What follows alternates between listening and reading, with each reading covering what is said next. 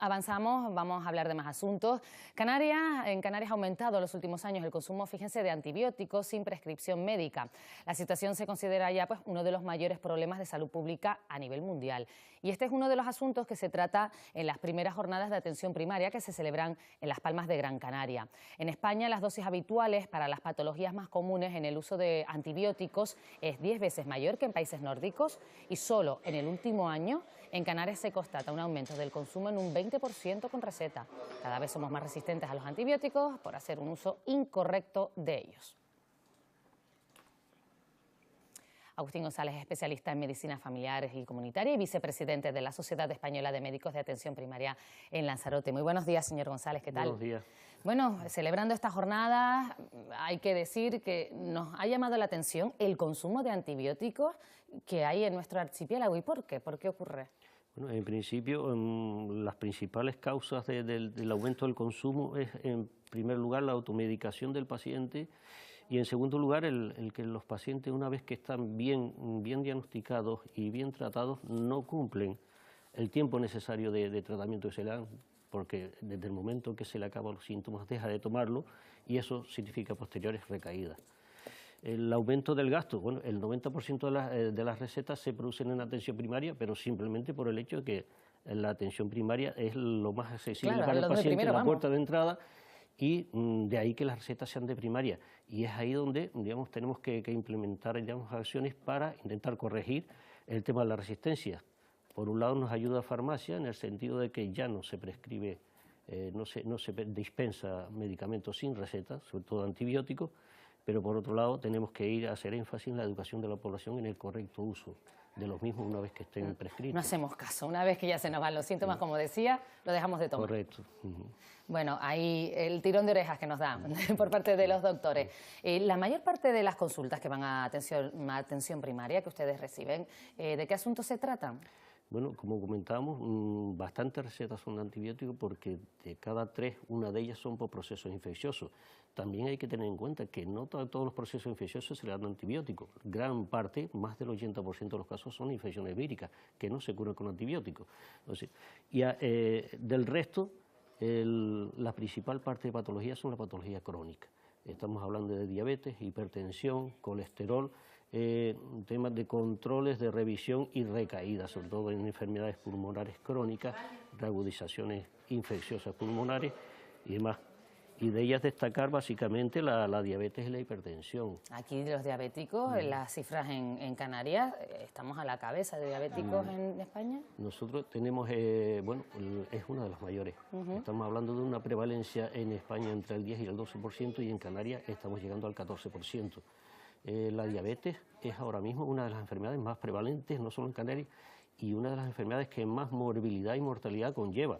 Estamos hablando de la primera causa de diálisis en Canarias, la primera causa de ceguera en Canarias y la primera causa de amputaciones por neuropatía periférica, por problemas vasculares periféricos.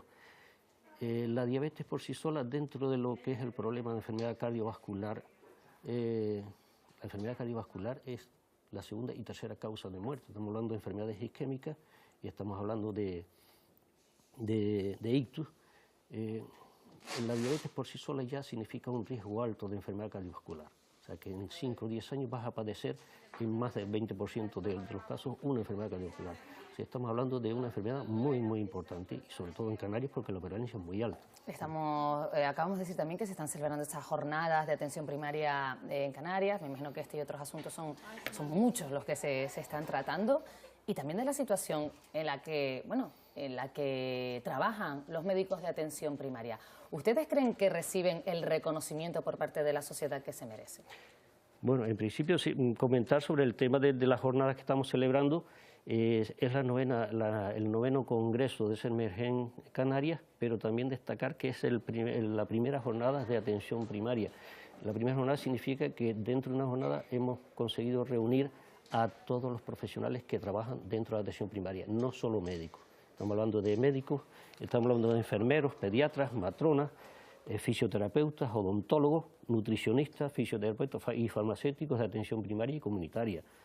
En lo referente, bueno, uno de los primeros foros que se habló en estas jornadas es hacia dónde va hacia dónde va el futuro de la atención primaria, qué tenemos que hacer para mejorarla. Dentro de ello fue un primer foro, los profesionales hablando de los problemas, ventajas y desventajas que tenemos en la primaria, y a última hora del día pues vinieron la dirección. ¿Y qué problemas tienen? En principio los inconvenientes que tenemos, fundamentalmente la deficiente financiación, que se ha visto empeorada en los últimos años con los recortes. Actualmente se están dando del presupuesto para sanidad un 64% para asistencia hospitalaria y un 14% para atención primaria, teniendo presente que el coste efectivo de la atención primaria, el coste efectivo es la efectividad que tiene el gasto que hayas hecho en una determinada prueba. Claro, porque eso previene que luego vayas al hospital. Si en atención primaria ya te cortan, ya te curan. El coste efectivo de la primaria es mucho mayor que la asistencia especializada. Hay que tener presentes, hablan de cifras de que la resolutividad de atención primaria es de cerca de un 90% y la de atención especializada un 10%. Entonces se está dedicando un 64% a mejorar un 10% de la efectividad, mientras que un 14% al resto. Y de aquí se dice, de aquí a unos 10 años, ¿se va a jubilar el 50% de los médicos de atención primaria? ¿Es lo que calculan más o menos? ¿La mitad? Ya de por sí actualmente la plantilla es insuficiente y bueno, ya los sindicatos y el Colegio Médico lo hizo hace un par de semanas, el Colegio Médico de Las Palmas, están dando la voz de alarma que aproximadamente un 50% de los médicos de familia de atención primaria se van a jubilar. ¿Existe un plan para reponerlo? Es lo que se le pide a Recursos Humanos, que implemente medidas de aquí a ese momento para que no nos veamos en situación de carestía.